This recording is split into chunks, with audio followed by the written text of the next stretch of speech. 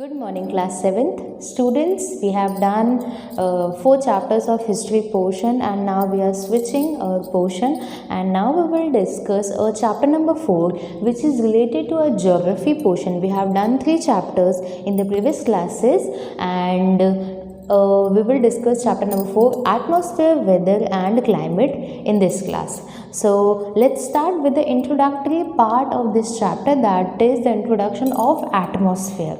So let's start.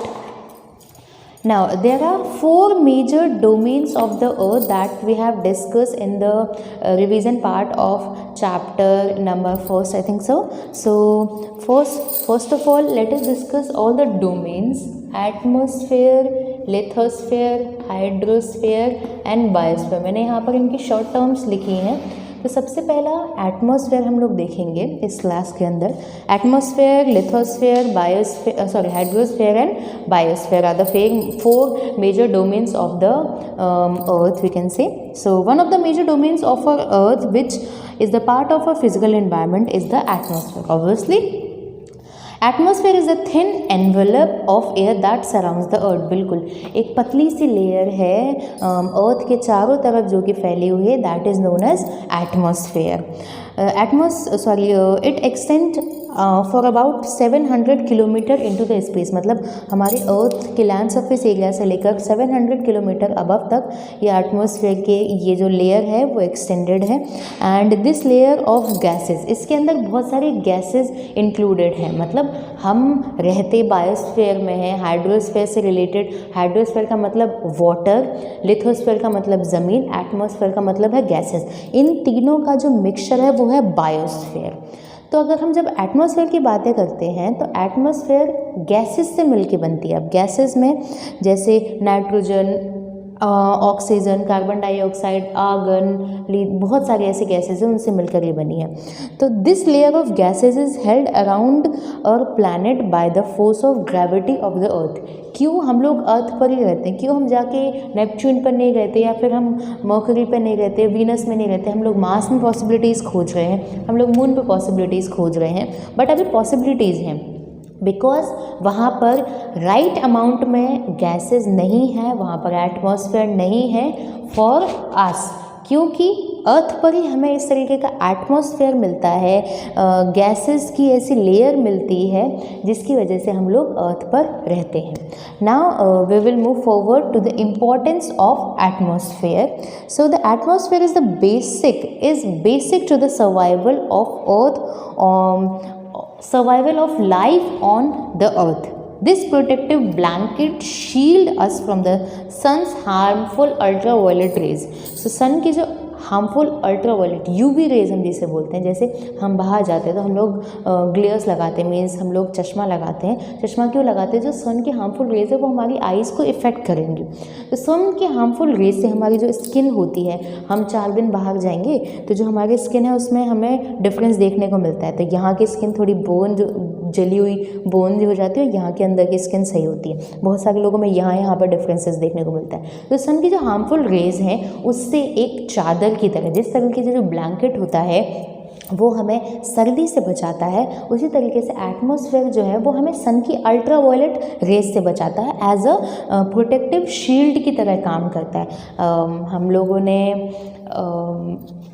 अगर मैं बात करूँ सुपर हीरोज़ की, तो सुपर हीरोज़ में शील्ड से हमें एक सुपर हीरो याद आएगा.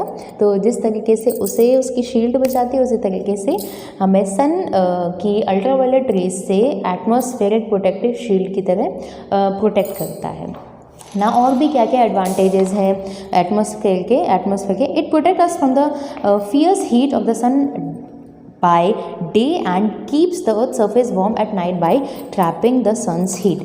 तो जो अर्थ पर हमारी सनलाइट आती है, तो सनलाइट जो है बहुत जगह यूज़ होती है. जैसे एवेपोरेशन में यूज़ हो रही है, हम लोग सोलर पैनल्स में यूज़ कर रहे हैं, जो प्लांट्स हैं वो अपने फोटोसिंथेसिस के प्रोसेस में यूज़ कर रहे हैं, तो सनलाइट बहुत ज़्यादा यूज़ में आती है। ठीक है, अब सनलाइट उतनी ही हमारे अर्थ के अंदर आए जितनी कि हम यूज़ करें, जितनी कि हमारे लिए यूज़फुल है, और बाकी सनलाइट को या फिर हार्मफुल रेज को कौन बचाता है हम तक आने से। जिस तरीके से छाता बचाता है हमारी तरफ हार्मफुल रेज आने से, उसी तरीके से जो एटमॉस्फेयर है वो भी एक प्रोटेक्टिव लेयर बना के हमें बचाता है। जितनी हीट हमें चाहिए वो उतनी प्रोवाइड करवाता है।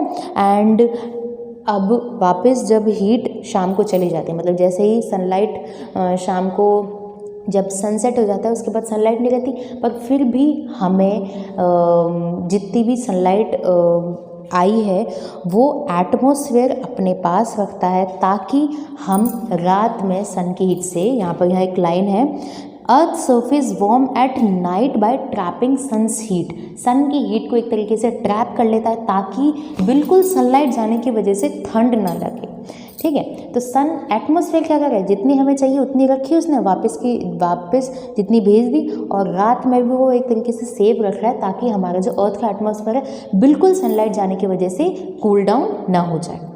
Now next point is it prevents extreme of temperature, मतलब बहुत ज़्यादा टेम्परेचर नहीं आने देता है। वैसे तो गर्मियों में टेम्परेचर आने को कोई रोक नहीं सकता, बट फिर भी एटमॉस्फेयर बहुत हद तक हमारी प्रोटेक्शन करता है टेम्परेचर से, हाई टेम्परेचर की होने की वजह से। This make conditions of on earth conductive to life, और एटमॉस्फेयर एक मेजर पार्ट या मेजर रोल प्ले करता है लाइफ की पॉसिबिलिटी अर्थ पर होने की वजह से। It contains gases that sustain life and moisture that provides us water। बिल्कुल, जो भी गैसेज है वो हम कंपोजिशन में देखेंगे तो एटमॉस्फेयर के अंदर गैसेज हैं एंड मॉइस्चर भी है, जो कि हमारी अर्थ के लिए एक इम्पॉर्टेंट फैक्टर है। Now, the atmosphere also protect the earth from the impact of meteors rushing towards the earth from the space। They are burnt out mostly as they pass through the atmosphere। सो हम लोग इस चीज़ को discuss कर चुके हैं, meteors asteroids को class 6 में आप लोगों ने देखा होगा।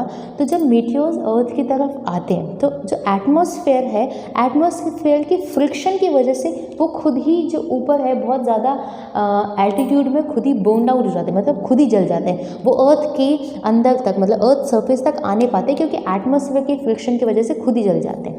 तो उन्हें शूटिंग स्टार्स भी बोला जाता है। जिस तरीके से यहाँ आए कि खुद ही यहीं पर ऊपर के ऊपर जल जाते हैं, मतलब एटमॉस्फेयर तक जो हमारी लैंड सरफेस एरिया है वहाँ तक नहीं आ पाते। तो एटमॉस्फेयर ने क्या किया, हमें मीटियोर से भी बचा लिया, हीट से भी बचा लिया, टेम्परेचर से भी बचा लिया, और एक तरीके से यूवी रेज से भी बचा लिया, शील्ड की तरह काम किया। अगर हम कंपोजिशन की तरफ आते हैं कि एटमॉस्फेयर किन किन गैसेस से मिलकर बना है, तो the earth atmosphere is a colourless, odourless and tasteless mixture of gases. अब गैस कौन टेस्ट कर सकता है, वाटर को तो टेस्ट कर सकते हैं। तो कंपोजिशन क्या है, colourless, odourless and tasteless mixture of gases से मिलकर बनता है हमारा atmosphere. Nitrogen and oxygen form the bulk of the atmosphere. मतलब हम यहाँ पर देखें तो नाइट्रोजन एंड ऑक्सीजन ने बहुत ज़्यादा स्पेस घेर रखी है। नाइट्रोजन 78% है हमारे एटमॉस्फेयर में, एंड ऑक्सीजन वैसे तो 20.09 है, बट अराउंड 21% हम लोग कहते हैं। Carbon dioxide, hydrogen, helium, argon and ozone are the other gases found in the lesser quantity. And जो बाकी की मैंने अभी गैसेस के नाम लिए वो कम क्वांटिटी में पाई जाती है, ज़्यादा क्वांटिटी में ओनली 2 गैसेस हैं, nitrogen and oxygen. Apart from the gases, water vapours, dust and smoke, pollen and even salt particles are found in the lower limits of the atmosphere. The composition varies according to the location of place and time. अब देखिए, अगर हम चौक से लिख रहे हैं और ये जो डस्टर है मैं उससे अगर इस तरीके से करूँ तो छोटे छोटे डस्ट पार्टिकल्स आपको दिखाई देंगे। तो ये भी क्या है, एटमॉस्फेयर का एक पार्ट है। जब धूप की जो सन की रेज पड़ती है तो सन की रेज में भी हमें बहुत सारे स्मॉल पार्टिकल्स एक तरीके से फ्लोट करते हुए दिखाई देते हैं। तो सिर्फ गैसेज ही नहीं, छोटे छोटे डस्ट पार्टिकल्स, स्मोक और सॉल्ट पार्टिकल्स भी एटमॉस्फेयर के अंदर एनलिस्टेड है। नाउ हम आगे बढ़ते हैं कंपोजिशन ऑफ एटमॉस्फेयर। फर्स्ट है हमारी नाइट्रोजन गैस। सो नाइट्रोजन का परसेंटेज है 78%, हाईएस्ट परसेंट है 78%। Nitrogen the most abundant gas helps in maintaining soil fertility and promotes the growth of plants and animals. We cannot however absorb it directly when we breathe and exhale. अब देखिए जब हम inhale करते हैं तो ज़्यादा amount में nitrogen है तो हमें नाइट्रोजन क्यों नहीं इनहेल करते, क्योंकि कंपोजिशन ही इस तरीके से हमारी बॉडी की स्ट्रक्चर ही ऐसा है कि हम ऑक्सीजन से ही ज़िंदा रह सकते हैं। तो जो ऑक्सीजन गैस है वो सॉइल फर्टिलिटी के लिए इम्पॉर्टेंट है एंड प्लांट्स एंड एनिमल की ग्रोथ के लिए इम्पॉर्टेंट, न कि हमारी ग्रोथ के लिए, हमारी इनहेलेशन के लिए। So we can not absorb directly और ब्रीद नाइट्रोजन गैस, भले ही वो ज़्यादा अमाउंट में क्यों ना हो, क्योंकि वो प्लांट्स एंड एनिमल्स की ग्रोथ के लिए इम्पॉर्टेंट है ना। हम ऑक्सीजन की बात करें, अब हमारी बात आती है यहाँ पर ऑक्सीजन का नाम लेते ही। So the most important gas for survival of the living being is oxygen. We need oxygen for respiration, बिल्कुल सांस लेने के लिए, हमारे पूरे रेस्पिरेशन प्रोसेस के लिए oxygen is very important. Humans and animals take in oxygen from the air during breathing. हम लोग ब्रीथ करते समय ऑक्सीजन इनहेल करते हैं एंड हम लोग एक्सहेल करते वक्त CO2 रिलीज करते हैं। Green plant produce oxygen during the process of photosynthesis. बिल्कुल, हमें कहाँ से मिलती है oxygen? From the plants. Now last है CO2। CO2 की परसेंटेज है 0.03%। Carbon dioxide is essential for survival of plant. बिल्कुल, कार्बन डाइऑक्साइड कौन एक्सहेल करते हैं? प्लांट्स। और हम लोग कार्बन डाइऑक्साइड कौन इनहेल करते हैं? प्लांट्स। हम लोग ऑक्सीजन लेते हैं, प्लांट्स कार्बन डाइऑक्साइड लेते हैं। तो CO2 प्लांट्स के लिए वेरी इंपॉर्टेंट है। Green plants produce their own food by the process of photosynthesis. During photosynthesis, they take carbon dioxide that the humans and animals release during respiration. तो हम लोग inhale कर रहे हैं ऑक्सीजन और प्लांट रिलीज कर रहे हैं ऑक्सीजन। तो ऑक्सीजन हमें प्लांट से मिली, हम लोगों ने ले ली। हम लोग रिलीज कर रहे हैं CO2 और प्लांट्स ले रहे हैं CO2। तो ये क्या है, एक तरीके से हम इन दोनों गैसेस की कॉन्ट्रोडक्टरी सिस्टम हो जाता है। अब कंपोजिशन में हम लोगों ने ये 3 पॉइंट्स देखे, आगे के पॉइंट्स हम लोग फर्दर क्लासेस में डिस्कस करेंगे। सो एक बार क्विक रिवाइज करते हैं composition. First 78% nitrogen, 21% oxygen, 0.03 CO2। बाकी की argon and other gases, argon 0.093, argon है 0.93% एंड अदर गैसेस है 0.04%। सो अब कंपोजिशन के बाद हम लोगों ने इंपॉर्टेंस भी देख ली है। अब जो आगे के पॉइंट्स हैं that we will discuss in the next class and इसके अंदर हम लोग देखेंगे कि what do mean by global warming, atmosphere का बैलेंस किस तरीके से होता है। That's it for now, thank you.